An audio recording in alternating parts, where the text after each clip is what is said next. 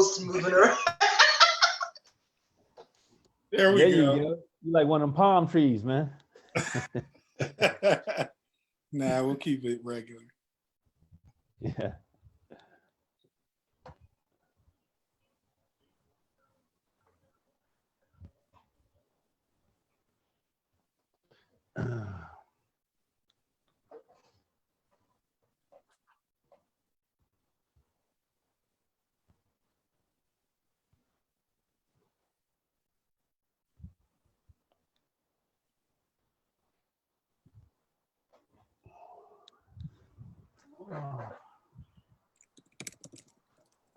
All right, 5, 4, 3, 2, 1. Here we go. Good evening and welcome to another edition of Showtime TV. I'm your host, Omar Rashada. Today's topic of discussion is a very important topic. You got so many people that do it, they do it well. Entrepreneurship. I got some distinguished guests here. Oh man, these some big shots. I got Dave, Tanisa, Fernando, Valentina. Ladies and gentlemen, good evening and thank you for being a guest on tonight's show. All right, so let's start off with Dave. I want each one of you to just introduce yourselves. Just talk about your business and how you come about being an entrepreneur. We'll start off with Dave. Okay, well, good evening, everyone. My name is Dave Mays, licensed Delaware real estate agent and owner of Icon DJs, a full-service entertainment company and photo booth company. How did I get my start? I've been a serial entrepreneur since I was a kid. I grew up in West Philly, and at the age of 8, my grandmother gave me an ice cream maker for Christmas one year, and we took that and I made flyers on the old school word processor. Maybe I'm telling my age. And we sold ice cream all summer until I got enough money to accompany her to California and pay my own way to Disneyland. Since that time, I knew entrepreneurship was for me. I've gone to the University of Delaware with a degree in biology that I don't use, but the resources and folks that I connected with at UD outside of my personal curriculum have really gave me a nice springboard to run my businesses. I'm here to talk about dual careers, dual entrepreneurship.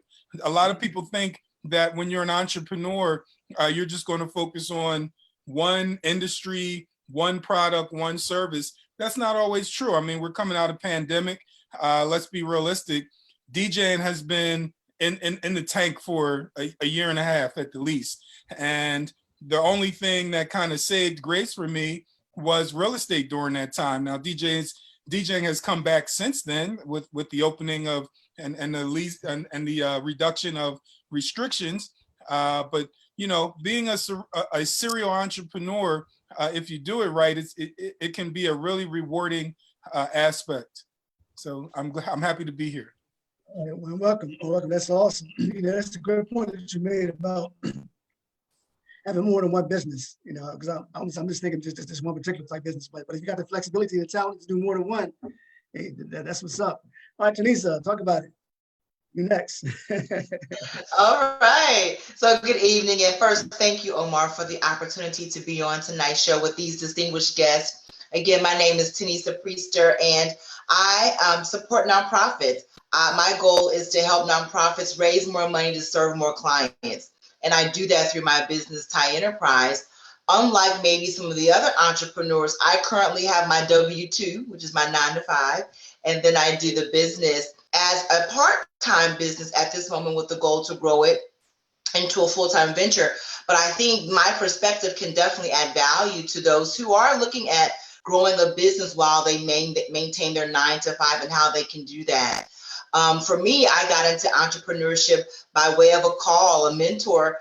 I went to graduate school in Omaha, Nebraska, and I had come home to St. Louis, Missouri. And my mentor from Omaha called me one day and said, "Hey, Tanisa, I have this opportunity and I need somebody in St. Louis to be my boots on the ground and work on this grant funded project for me. Do you have your business set up?" I was like, no, Paul, but guess what? In a month, it'll be all together, right? So I was kind of pushed into it by virtue of that call. But the reality is, all my life, I've seen entrepreneurship from my dad and my mom. They both had businesses. So it was only a matter of time that I will follow that line as well. And additionally, I will say this before I turn it back to Omar. I think for those who are considering businesses, think about the thing that people ask you to do all the time and see if that's a way that you can turn it into a money-making business venture for you. For me, it was always grant writing. It was always nonprofit advice. It was always fundraising. So I took all those things that I love to do and that people were willing to pay me for and turned that into this leg of my business journey. And like Dave, I too will be a serial entrepreneur with multiple opportunities because we're diverse people. Why not have multiple opportunities to help us grow and maintain a lifelong legacy and lifestyle that meets our needs? Awesome, awesome. Speaking of multiple businesses, Fernando, I know you have about 5, 6, 8 of them. Yeah, some of these stories, hearing some your stories and how you got started, Dave and Tanisha. Yep. Sorry if I mispronounced that. Kind of similar to my story. You know, I grew up with entrepreneurship in my family as well. My father and my uncle had a promotion business. I would say back in the 70s, early 80s, called Golden Fleece Production, which Feliciano is my last name, so Golden Fleece. I was too young to actually be involved, but I did hear it a lot. And I got older, I started to understand what was going on with it. They were doing a promotion company where they was doing business parties and promoting business, promoting businesses. Promoting parties. And so it was in my blood. But my first crack at entrepreneurship actually came from Howard High School. When I was in Howard, we had a program called BPA, Business Professionals of America, and I was in that program.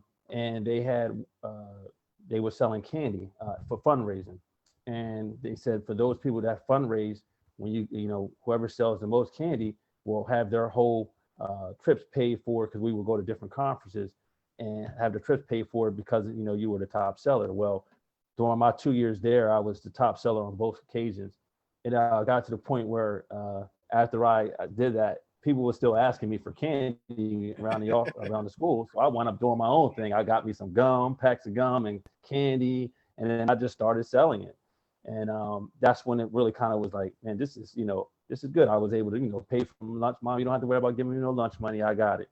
So it was a good experience there. And then it graduated. After I graduated from high school, my brother and my cousin, Dave, Miguel, we started a promotion company called MDE, Millennium Dynasty Enterprises, Inc. And we started promoting social events, just like my father and my uncle. We started promoting from that started back in 2000, maybe 99, I believe was our first event. And we dealt with the likes of Christiana Cultural Arts Center, the Waterworks. I might be showing my age. Some of you people don't know Waterworks used to be a place where you can have dinner and a nice social event. Now I think it's like a belongs to the state. Pharaohs now celebrations. We did Latin night there. So we ran this to about maybe like 2012. And right now, currently, just speed it up a little bit, I am, as Dave said, which I've said it before on this show before, I am a serial entrepreneur. And also, to piggyback on what she said as well, is that I do work a 9 to 5 as well. So I am a W-2, but I do have 2 network marketing businesses that I'm currently with Connect, and the other one is Melaleuca. I'm sure a lot of people know about Melaleuca. So, very diverse, and you do have to find the time to do it. But eventually, I can see myself going part-time with my W-2 and going full-time with the 2 business ventures that I have. And with this experience, it allowed me to connect and meet with a lot of people, and provide services that are essential with Connect, with energy and wireless, and to also provide health from the health company Melaleuca to give people, especially with the pandemic, it was really tough out here to try to get hand sanitizer, things of that nature. Our company never missed a beat. We actually supplied the government with hand sanitizer. And let me say it's plant-based. 97% of it was plant-based sanitizer, which, a lot of that stuff is at the oil and it hurts. It really does more harm than it does actually good to your body, the hand sanitizer out there now. So I was proud to be able to give those services to people that were in need of it. And I'm working on another venture now that's coming into manifestation, and I'm praying on it every day. I'm going to go into the nonprofit sector with a company called Team. Together, everyone achieves more, and it's based out of Baltimore, Maryland, and it's starting to expand into Elkton and Delaware. Actually, we already have a division in Delaware, but I'm going to be helping with start up the program in Maryland. And I'll just give you a brief overview and I'll be finished. So it's dealing with behavior and mental health for the youth in particularly, but we also do handle substance abuse for the adults, because a lot of times, mental health from kids or just them having situations come from the parents maybe being on a drug or substance abuse of that type of nature. So we're looking to expand that as well. Hopefully to have that up and running by August and September, which would which would probably allocate majority of my time and get me out of this. I call it a 9-to-5 rat race. I like my job, but it's the rat race. I mean, I'm giving them 8 hours. I can be giving myself these 8 hours. So just a little brief story about what I'm doing and all the door opportunities that are being presented and what I have currently working. Awesome. All right, Tina Brinkley Potts, go ahead. It's you up. It's your turn.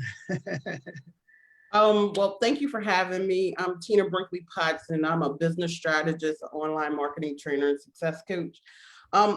I actually was off for a lot during the pandemic. The pandemic was rough on my family, so I took time to really nurture my family instead of doing all the things that I could do. However, I've been in business for myself or working as an independent contractor now for probably more than 20 years. I haven't been a W-2 for a long time. And I applaud everybody who is a W-2 employee, but I don't have that. And the reason for me was it always went back to my family. When I started my businesses, I actually started them because my mother kept having heart attacks and strokes.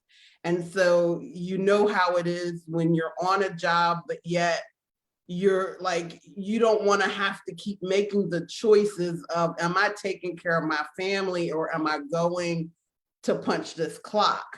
And, no one could ever complain about my work ethic, the anything, but they could complain if I wasn't coming to work. And normally I wasn't coming to work because my family needed me and I refused to pick my job over my family. So because of that, I started my own businesses. I have viewers in more than 70 countries. I've had more than 5 million hits to my website. Last year, I do a lot in sales and marketing automation. Last year, I was the Rookie of the Year for Keep. I am the only Black person to do that. So I've been doing this thing for a minute. Yeah, awesome. I want to stay with you, Tina. And if anyone else want to chime in, they can. I guess one of the first things when you're looking to start your own business is to develop a business plan. What is a business plan? What does it look like? Well, I think a business plan looks different than it used to look 20 years ago. And I think people really need to understand that. Your business plan technically should be everything, like what's going to happen in that client journey, what you're going to do from beginning to end to run your business. And a lot of times people don't think of it that way. In the old days, we used to think of like the SWOT analysis and who's your competition and all of that kind of stuff. Well, today, it really should be more about who are you going to serve? How are you going to serve? And really looking at that from beginning. How do you get the audience and attract the audience? How do you turn it into a lead? And then from there, how do you convert it into a sale? I think that because business plans don't really reflect that, a lot of people are kind of stuck when it comes to getting started in business. But that is really what you should do. Look at the client journey. Anyone else want to chime in? Or? Well, I would agree with Tina in a lot of with what she said. I do think there is a place for a little bit of that kind of historical information, just looking at the environment for which you're in. So a little bit of SWOTs, but not to the extent, to Tina's point, that it was years and years ago. I do think that what is relevant, what I do when I work with people starting nonprofits or working along their journey, is to think about your 1 year plan. What does that look like from start to finish? What do you want to accomplish in this year? And how will you reach those milestones? And with that, that includes that client journey. How are you going to reach your clients? How will you recruit them? And then once you get them, how will you serve them? Because business, whether you're nonprofit or for profit, it's all about service, right? How will you serve them? How will you give them that interaction that allows them to tell others that it was good for me to have been with this company because of how they treated me or how they resolved my issue, right? And then after you do that, how will you rinse and repeat? And then how will you, of course, continue to secure more sales or secure more clients to keep you in business? So I do think a business plan is necessary, but it has to be something that is relevant to where you are. There's a great gentleman, Jim Haran, who had a one-page business plan, which I think is a great tool. And you can take your own little riff off of that, where you think about your mission and vision. You think about, hey, if I'm going to serve clients in this first year, what will it cost to do that? And how will I get the investment to serve those clients? And then to Tina's point, what will that journey look like? And how will I then rinse and repeat so that I can serve more people? I was going to say, to echo that, a business plan is really a roadmap. It's really where you want to go and how you're going to get there. So all of those things that the ladies have mentioned are important, but you also want to plan for an exit strategy. Is this a business that you want to do forever? Is this a business that you hope to sell off to a larger competitor or an investor that might want to take it to the next level? A lot of people get caught up in that they don't plan for the exit. And that's as important as the entrance, is to know where you're going. So if you look at the business plan as a roadmap, I think it kind of changes your perspective and maybe changes how you approach your business plan also. Absolutely. Absolutely. Well said. So I'm going to take it a little different here, because I deal with network marketing. And with network marketing, the good thing about it is when you consider one of these opportunities, the business plan is already established. You just have to have the mindset for it. You have to have your reason why you want to do this opportunity, and that why has to be stronger than your excuses. So for those people who may say, well, I'm not, not real business savvy like that, but I want to try to, my hand at entrepreneurship, I would recommend a network marketing company that's solid and it's been around for a while, because they have a duplicatable system. You may not be able to write a business plan, but you might be able to follow directions or teach yourself, or self-teach yourself, or follow directions well, and then learn how to duplicate the system that's there. So if your why is strong enough, and you want to have an opportunity where you can generate some income residually, that's the reason why I got started in the opportunity, is because as Dave said, you have to have an exit strategy, or I'm doing this business to generate income to do some of the things, some other opportunities that I want to do. Real estate is one of them. I'm actually starting to get touched down in that. I'm in right now some negotiations and buying and investing in some properties at this time. So it's starting to come in. But the income that I got from network marketing, because it's a residual based income. Good thing about network marketing, there's not a high overhead. It's a low overhead, because it normally takes it's a one-time fee to get in, and then at that point you may maintain a monthly obligation that's affordable for most. And once you start building this opportunity, you'll start getting residual income from what you did in the past, present, and then so on and so on. So it grows that way. So network marketing is, it has a bad reputation overall. But one thing that I do know from experience that it is definitely an opportunity for you to make a residual income and allow you to maneuver where you want to go. And like you said, maybe this, I can see myself maybe in a year or two saying, okay, network marketing, I'm gonna take that. I'm gonna go ahead and take a break from that. Guess what? I still get paid while I take that break. Now, it might lessen because I might lose a little bit of customers. Somebody in my leg or somebody in my business that may take a break as well or drop off. But I'm still getting a residual income to where I can be able to fund some other joint ventures or joint ventures that I'm looking to do. So network marketing is definitely something that's still relevant. Bill Gates, I'm quoting Bill Gates. He said if he can start all over again, network marketing will be a way that he would look to make his money. That was something that he quoted and it stuck with me as well. I'm reaping the benefits. And again, you meet a lot of people through this journey as well from all different states. That's part of it. It builds it's a culture that you can build as well.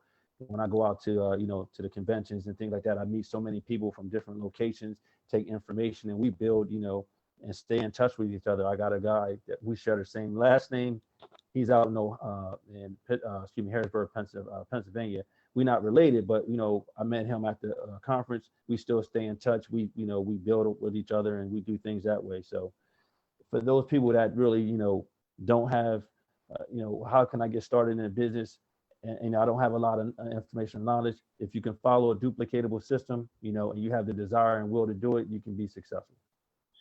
I want to throw this question in the air. Someone's contemplating starting a business. Thinking about whether or not they should be an LLC, a sole proprietor, or a nonprofit.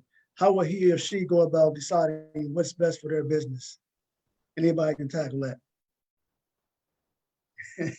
I'll speak at once. I'll take it. Well, I think it really has to be about what you think the overall mission is. So nonprofits were created to do charitable work, to do endeavors that are best suited for government funding, individual funding, and so forth. The goal of a nonprofit is to allow the profit, because nonprofits can make a profit, but to allow the surplus to go back into the community for which you serve, versus an LLC or an S corp or a traditional corporation, wherein the profit goes to the shareholders or the owners, the members, and so forth. So I think if you're thinking about your nonprofit, you need to think about, is this idea fundable? Do other people want to fund what you're talking about? So most recently, I spoke with someone who wanted to do a shelter, and they were thinking about doing a for-profit shelter. So I had to ask the questions. If it's a for-profit and you need to make sure you have the people paying enough money in order to cover your mortgage, do you think people who are homeless are going to be able to afford to pay you for rent, what you need to cover your mortgage?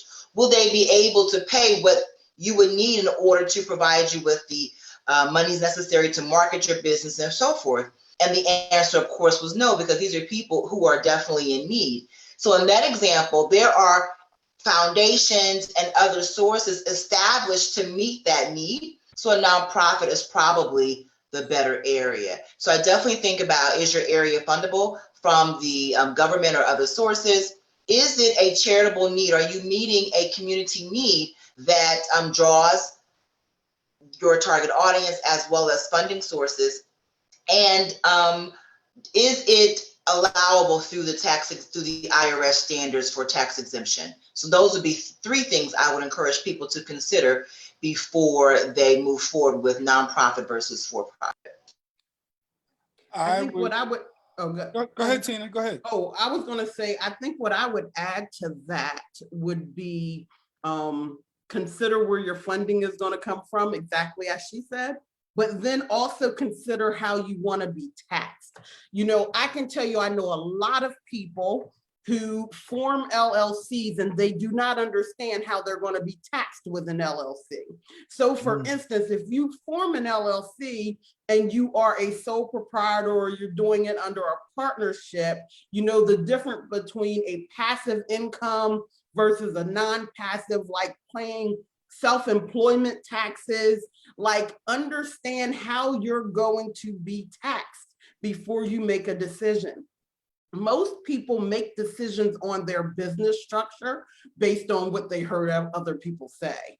And that is actually the very wrong way of deciding how to pick what kind of business structure you're going to do. We talked about being a multi-entrepreneur, right? Like having different ventures. Do you know when you have different ventures, you really actually might want to explore having different structures, because one of them can technically be passive income. See, this is where we get into overpaying taxes and not really understanding, like I say, hate the player, you know, whatever that saying is, don't hate the game. When you're looking at an Amazon who didn't pay no taxes, but yet they generated like $1 trillion worth of revenue, it's because they understand the tax laws and tax structures. And so you literally have the benefit of some of these tax laws based on the structure you decide. So to me, that should be the most important thing, understanding how, like, while a lot of people just don't care about paying 20% into taxes or 38% or whatever it is for federal plus state, but some people would rather, instead of paying taxes, be able to deduct expenses and then put that money back into their business. And so understanding that is really how you should go forward when it comes to a structure for your business. Well said, well said. Hey, Dave? Both of those are good, and both of you ladies have much more acumen on the nonprofit side than I do. So I'll just speak on what I know. I want to just talk about saving grace. You know, if you decide that you want to go in business and maybe you have a product or service that you work on your own, you could do an LLC, and the saving grace in that is that if you expand or your business plan or your business structure changes, you could convert to an S Corp, a C Corp, and things like that. So you definitely want to learn the differences.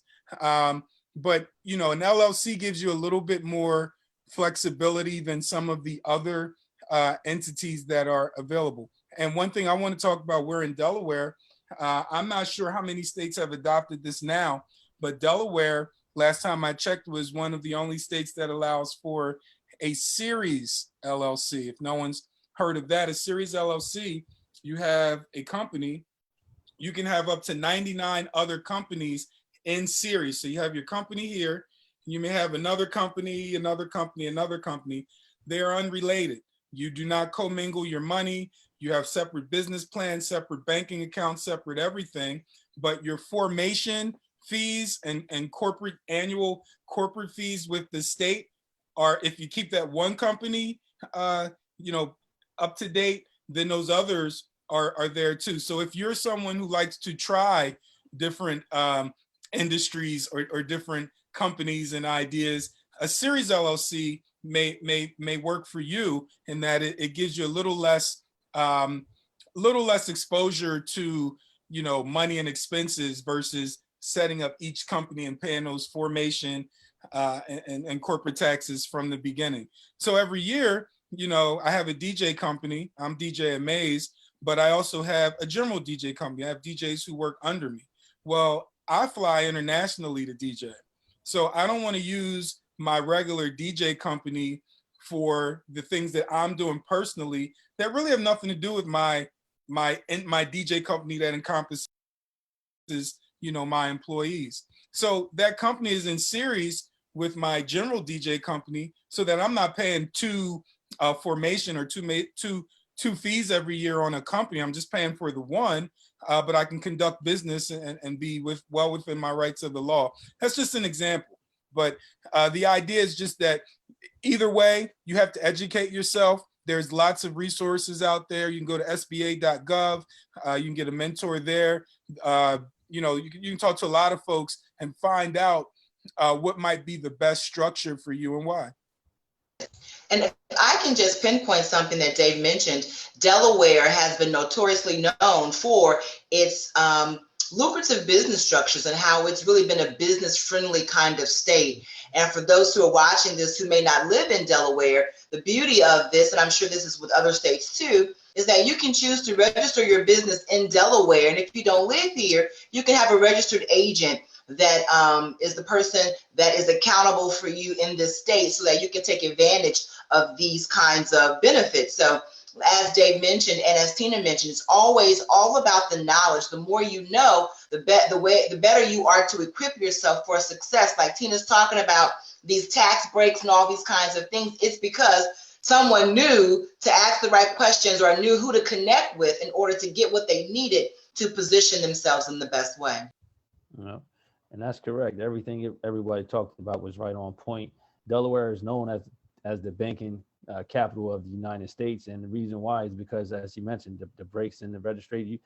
Google is their headquarters is in Washington, but Google has a small registration building here in Delaware just for those purposes, the benefits of being, the benefits and what have you of having a business. And it's a lot of them like that. That's like that as well.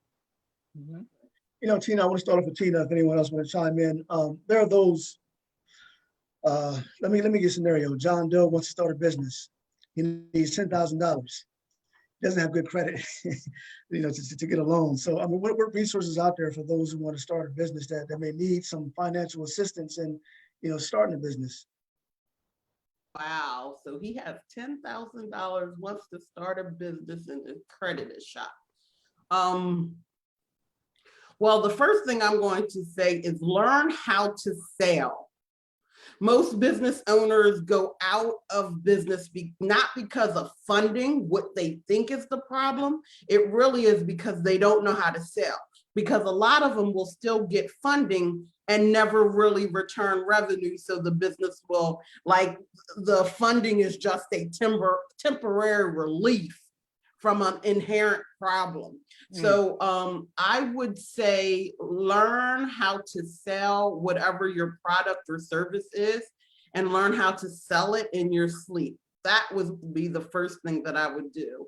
And then the next thing I would do is I would say put up a landing page and start running ads, because after you learn how to sell, then the next thing you could do is make sales. Most people are looking for someone to match that money when you can actually match that money yourself and then own your company 100% instead of having to give some of it away. Now, there are all kinds of reasons why I feel that people should take on investors and, of course, and get money and go find money. But at the end of the day, it is just stringing out a problem if you don't know how to sell. That is awesome. Tina, Fernando, you made 2 points earlier. You said that you work your entrepreneur jobs part-time. So at what point do you two believe that you're going to move from part-time to working your dream job on a full-time basis? What has to happen? Fernando, we'll start with you. Okay. You have to have an exit strategy, as Dave mentioned. And my exit strategy is actually probably going to be around September. I would say maybe the September or the last quarter of 2021, or later will be the first quarter of 2022. There are some things in the pipeline right now that we're working out, but it all depends on the growth and how fast things happen. Again, with this team program, it seems to be very promising. I had met the vice president on June 4th, the president on June 4th of the team program based in Baltimore, Maryland. And I showed him around Elkton, and he likes what he see. He wants to get that started. So right now we're actually laying the foundations down to get that thing up and running. Once that happens, I think the ideal time is going to be August, September. Once we pick that up there, I can see me transitioning rather quickly to maybe part-time at my full-time job, part-time at my 9 to 5 and full-time there. And then eventually just, as we say in the network marketing business, firing our boss. So that's the exit strategy I have in place. My two multi-level marketing businesses, they're going to do what they're going to do. It was tough during the COVID because normally we conduct business, we say kneecap to kneecap, face to face. So we had to transition online, Zoom meetings and call and change the way that we, expose our opportunity in businesses. But it's been successful. We're starting to pick up now with everything opening up. But I'm saying the last quarter of 2021, first quarter of 2022 is my exit date from the 9 to 5. All right, Tina. Tina is already full-time, right? Yeah. Yeah. So Oh, I'm sorry, Tanisha. I'm sorry, Tanisha. I'm sorry. No worries. Y'all So both in on the this same. case, it's funny, my husband and I, we were just talking about that. So he and I, we meet routinely about our goals and our vision. And he knows that I appreciate my W-2, but he also knows that I'm ready to make that move for a variety of reasons. So we are actually looking at putting that vision to place in 2022 as well. So probably toward the end of 2022, but that's the goal. But I think I would say this for any person who's full-time in their W-2 and they're working their business on the side, you want to make the decision that's right for you at the right time when you are prepared for success. So I know I'm not saying don't do it afraid, because you still need to do it. But I'm also saying make sure that you have done your due diligence to make sure you're in a place to grow, right? And I think sometimes there's a shame when people have gone out into entrepreneurship and had to come back into a W-2 and they don't want to talk about it. Listen, if I can use Donnie McClurkin, we fall down but we get up, whatever the case may be, don't be afraid to go out there and do it. Do whatever it is that your heart that you feel your heart has led you to do and that you'll be successful in, but do it with a plan, right? Do it. And then don't be ashamed or embarrassed if you have to go to your W-2. A W-2, as Tina said, it is an honorable resource, right? The key is being able to create a plan, a succession plan or a transition plan, as Dave and Fernando talk about, so that you can live your entrepreneurial dream in the best way possible. Absolutely. Not just want to add one more thing to Sure. that as well. So when like you said, when you're transitioning, or you're looking at an exit time frame, like right now, I actually made some sacrifices financially as well. What I mean by that is where I tighten up my budget to make sure that I put enough funds to the side to grow a surplus, a substantial surplus, and I'm grateful for that. Not bragging at all, but you definitely want to start generating a surplus for that emergency money. There will be a dip, and I do understand that there's a small possibility, or not only say small possibility, that there will be a dip, because in that transition, you're gonna have to, if I transition part-time to the team program, eventually I might have to start picking it up to where I'm doing that full time, so there will be a small dip, and you want to make sure that you're able to take care of your responsibilities and things like that. Or before you decide to take that leap of faith, maybe to pay some things off first, maybe sacrifice, cut some costs, take that money and pay off with some of the debts you have out there, whether it be a car loan, whether it be a loan that you have out there. You might want to try to take care of those resources to get more surplus, and it could take a little longer, as she said. This is my estimated time frame, but I'm not going to just jump ship because I said okay, the last quarter of 2021 or the first quarter of 2022. If things doesn't pick up and progress the same way as I intended to do, then no, I'm not going to just jump my ship. My main source of income at that time. But yeah, you definitely want to set yourself up to be in a position where you can create a surplus or some type of emergency savings in case there is a dip or a drastic dip, to where you're not scrambling looking for funds to try to take care of your obligations.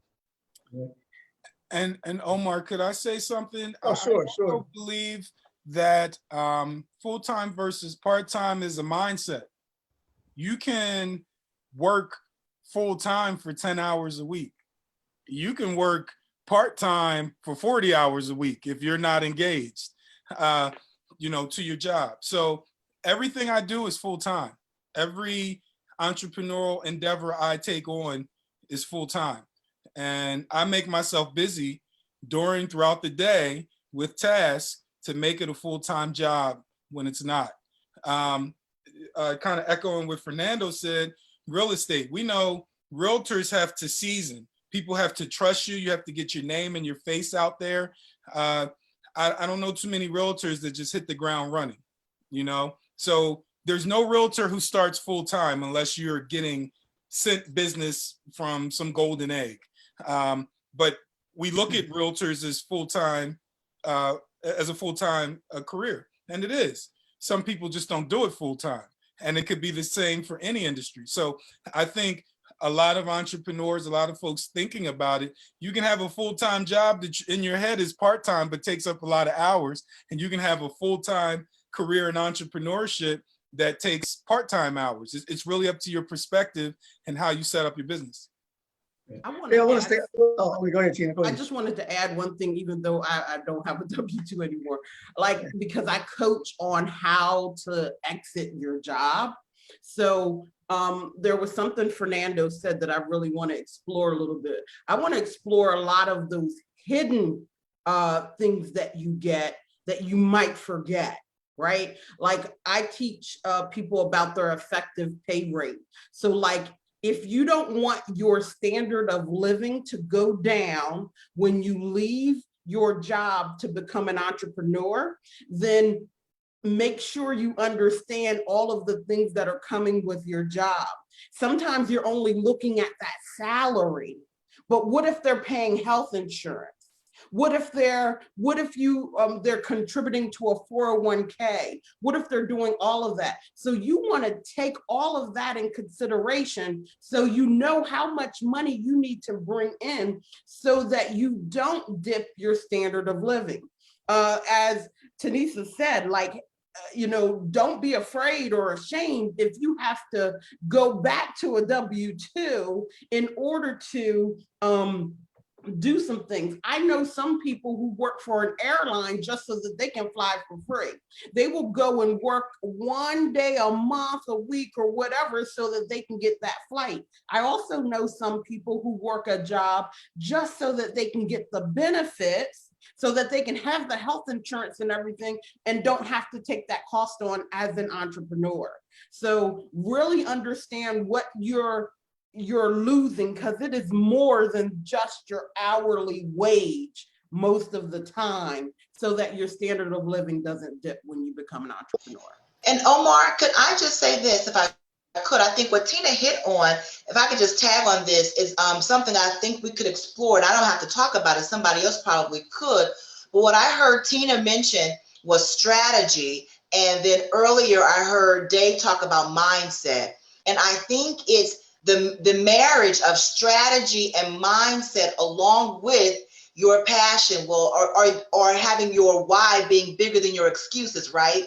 So it's the culmination of your strategy, your mindset, and your passion, or your why behind what you're doing, that I think will really launch people into entrepreneurial success. And I heard her say that, and I just felt like it was something that could be just explored a little bit more as to the power of strategy and mindset as you go along, and consistency, but that's a whole nother topic, right?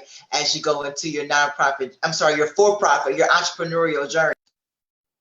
Right. Hey, Dave, I want to ask you something about real estate. When you meet a family and they're buying their first home, and you help them purchase their first home, how does that make you feel, seeing them smiling, jumping up for joy? A boyfriend and girlfriend, or someone just got married, or someone been married for 10, 15 years, and they're buying their first home. And then my second part of that question is, when you're looking for a home, what is it that you should look for? For example, should I ride a particular neighborhood at night, during the afternoon, during the day, to make sure that's the right neighborhood for me to look at? I mean, I'm just using that as an example. Good questions, Omar. I'll start with question part one. It's very rewarding, and I found that a lot of my clients become lifelong friends. I have client appreciation events, and I'll invite people from 5 years ago, and they show up and they're happy to talk about the experience they have. And we know that when someone else speaks about your experience, it's more than you could ever say. So it's rewarding to see those families and to see them grow. It's also rewarding to meet whether it's a single person or a family, meet them and they may have some credit challenges or some financial challenges, and to see them get into position to become a strong buyer and then buy a home is rewarding, especially if it's a young person or someone who has been through it, you know, and just trying to get their life back on track. So yes, it's a great experience. And those experiences are why I do real estate. When I see the look on kids' faces when mom and dad are showing them the house for the first time, or, you know, family or going to a family reunion, or just seeing them on Facebook living life, posting pictures of the house I sold them, it really it reminds me of why I do this. The second part, I guess what you're looking for, yeah, you should always ride through a neighborhood a few times, you know, late at night, weekends, so that you understand, you know, the neighborhood a little bit more, see it in different times and different ways. But secondly, you know, as a buyer, it is a seller's market. So you really have to be strong. Gone right now are the times where the buyer has a lot of negotiation a lot of times. So there's just so much demand for houses and so little inventory that the whole process is flip-flop. Sellers are saying, if you're not interested, if you're being complicated, even when you're not being complicated, but if you're putting more moving parts to this deal, I'll just find someone else. Houses are going for, you know, on average, I think the National Association of Realtors, don't quote me, I think I read this last month, houses are going on average 25,000 more than what they did 2 years ago. That is someone's starting salary somewhat. That's crazy. So I try to educate buyers on what makes you a strong buyer so that you can get what you want. Because, you know, we tend to go and rely on the Zillows or different things online, or talk to folks that we know who aren't professionals, and we form our opinions, but it's always good to speak to someone who's in the field all day doing it. Fernando, you mentioned family business. And one of the things to me, a family business, I mean, it can be a little controversial. This is what I mean. You have a family has a business. One of the family members is not doing well on a job, but then the owner or the supervisor, they say, you know, may have a obligation. Well, you know, I know that's my nephew, that's my sister, that's my brother, so I'm gonna let him or her slide. What if an argument encounters and there's conflict within the family? I mean, I'm just thinking just different things. It could be a conflict of interest at times, you know, working with family, or it could just be a beautiful thing. So, what has been your experience working with your father, working with your uncle and your brother? Have you guys had like differences of opinion, whether it's family conflict, or everything goes smooth? Oh, of course, you know, you're gonna always have some disagreements. I can go back to when we started our venture with Millennium Dynasty Enterprise. It was a promotional, and it was myself, my brother, and my cousin. And you know, we had some conflict. More so money. Someone not putting in their end, or someone's not you know, coming to the event later. We have a set time, we need to set up and do some things, and maybe two people show on time, the other person shows late, and it just put more stress on the other two. So yeah, you know, you're definitely going to have some disagreements, or someone slacking or lacking. So you know, you just got to get back to the table, sit down together, put our heads together, and like, listen, you know, we all got to be each other's crutches, but we also got to be, you know, strong and committed to this. Lack of commitment obviously was an issue at one point as well. Hence why we had the situation where someone's not committed to put forth their money, because we started this business from the ground up, so it was coming out of our pockets until we were able to generate enough income for it to pay for itself and then eventually pay us. And it did do just that. You know, we did this for about 10 years. We've done it. So and it was we did wind up losing my cousin like midway through it. He dropped off because of his lack of commitment. It was a tough decision. We had to give him a piece of the pie and let him move on. Then he wanted, you know, he saw that we were still being successful and moving on, just me and my brother doing the advertisement, the marketing and promotions. what have you.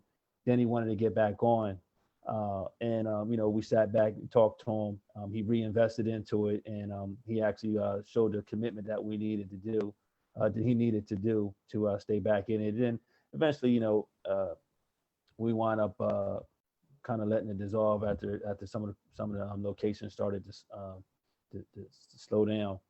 But you just have to keep your head on. I mean, it never got to the point where we was pushing and shoving. It did get a little emotional. It's like, come on, man. You overcooking my grits here. I'm putting in a little bit more than you. You need to put in mine too. I'm giving I'm staying committed to the cause, and you shortchanging us here. Or so yeah. Sometimes it can get a little shaky with family. A lot of people say money and they'll mix money with family. They don't do family businesses.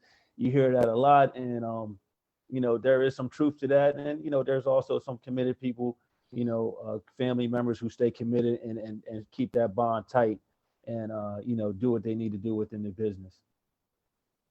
Right. Okay, Tanisa and Tina, both of you have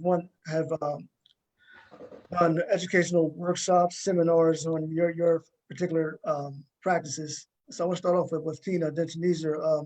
What workshops have you recently done? What workshops and seminars have you recently done, whether it's in person or online? And then do you have any future workshops and seminars? Yeah, so I just did one a couple of days ago about the 6 things that every business should automate right off the bat, right? Like, even if you're just starting or whatever, these are the things to automate. I'm doing a lot about automation right now because I feel that automation is the equalizer. If you want your business to grow, then understanding how to automate your sales and marketing, at least pieces of it and parts of the actual client journey, will really help you scale your business a lot faster. Automation is the cheapest employee that you can ever have. If the automation is doing it, you don't have to keep looking over that person's shoulder. A lot of people have reserves because they go, oh, okay, well, how can it be as personal? And there's so many ways that you can continue to make things as personal as it is when you're doing it. But if I can save you as an entrepreneur, if I can save you 10 hours of grunt work that you're doing every week, that's now 10 hours you can put in your sales generating process so your money can go higher. That's what I train and teach on most right now. Yep. Okay, Tanisa. So last month I did a workshop on how to start your nonprofit, and actually on Thursday I'll be doing a workshop on how to raise money for your small nonprofit. So that's being held through Eventbrite, and that's Thursday at 7 p.m. Thursday 6 p.m. to 8 p.m. a 2-hour workshop on how to raise money for your small nonprofit. I'm doing that course because I feel that, well, the reality is most nonprofits are small nonprofits, meaning their annual revenue is under $500,000. More specifically, I support the micro, grassroots, and ultra small nonprofits who have under $250,000 of annual revenue. That's just the place that I feel comfortable with. That's my passion. And I realized that fundraising strategies for that group are totally different than for your Girl Scouts, your United Ways, and all those kinds of places. So I'm here to give relevant strategy to help that small nonprofit get the results they need and be successful along their journey. Okay, now Dave, Fernando, I don't want to leave you two out. I don't know if you guys do workshops and seminars. I'm gonna give you opportunity to say so if you do, if you don't, I'm not sure. Well, I'll go. Yeah, as a realtor, you do want to do workshops. I do. I haven't done since pandemic, but I'll do first-time home buyer workshops. I'll do first-time home seller workshops because some people don't know, what the ins and outs are of selling a home. They bought a home and created some equity and they're ready to upgrade and don't know what that means or if now is the right time. I also, with the music piece, and again, these are all before pandemic. I don't know how they'll work out Well, I know they'll come back, but they've been on hold for maybe a year and a half. With the music piece, I go and speak at the schools about entrepreneurship and music, you know, and I get folks' attention, the kids' attention, because I show them pictures with some of their favorite rappers and stars that they see on TV, and then they listen. So those are just things that I do, and I think whether you're for profit or nonprofit, there should be an element in your business that impacts the community regardless. Absolutely. Absolutely. I wouldn't say I do a workshop. I do more of like a conference call with my team, because I have people, I'll say business partners. Anyone who's in my organization, they're a business partner of mine. So I have business partners in Dallas, Texas, and Kansas City, New York, and Atlanta.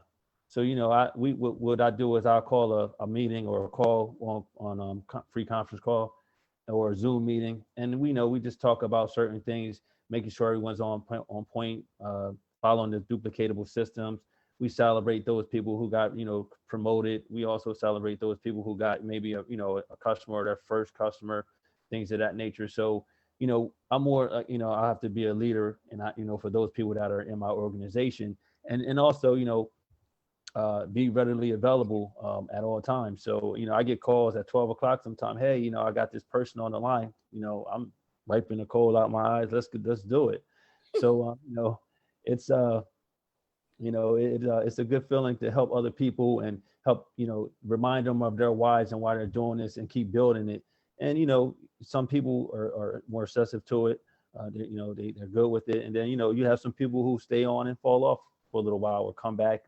So we do a lot of on Sundays and Mondays is when we normally have our meetings, and we also invite new people. Like if there's someone that needs more information about the business that one of my partners had maybe talked to, and we'll come on to our call, and we can talk about it at that time as well. So yeah, we have meetings where we gather with the network marketing portion of my business.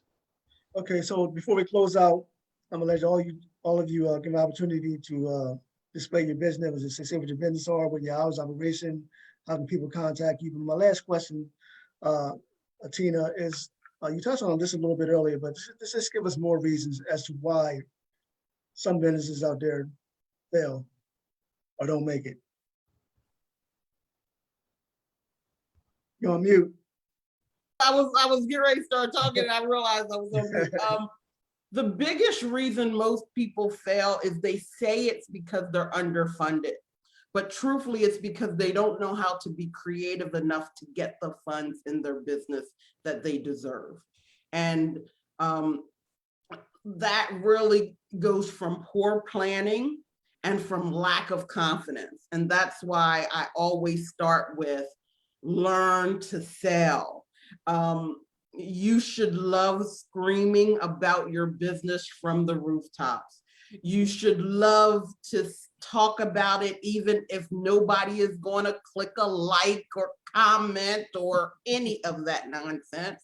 Like, you should really care. Like, if you wouldn't do it for free, like when you become an entrepreneur, I think you have to be willing to put that grunt work in and to do things for free. And really, like, not saying you want to work for free, but if you are not all the way in, you're going to be out. Right. Okay, so Tina, I'm gonna, anyone else want to say that before we close out? Okay, everybody else is good? All right, so Tina, I'm gonna start with you and give you an opportunity to say what your business is once again, and how can people contact you? What's the website? All that good stuff. Sure. So I am on every social media platform as Tina Brinkley Potts, except for Twitter, which I think is just Tina Potts because they don't have that many left. And you can reach me at my main website, which is tinabrinkleypotts.com. I am right now helping business owners with a 30-day challenge to get their business automated. Those challenges are free. So that, inbox me and I can definitely send out the information. Okay, Fernando. Okay. Yeah, I'm on social media, some social media platforms. I'm on Instagram at Eat to Live and Enjoy. You can reach me there. You can reach me on Facebook, Fernando Feliciano. And you can reach me on my website at fernandof.weconnect, and that's KYNECT.com. Also, Melaleuca.com, Fernando F slash Delaware. All right, Tanisa. I am on Facebook at TyEnterprise.com. Well, Ty Enterprise is my Facebook page as well as my business website. It's Ty-Enterprise.com. And I also have a group that is complimentary for people who are starting their nonprofits. It's called Nonprofit Startups Success Strategies. And I'm happy to welcome you into that group and give you some ideas and some guidance to support you along your journey. All right, last but not least, Dave. All right, I'm gonna give you two. Let's start with real estate.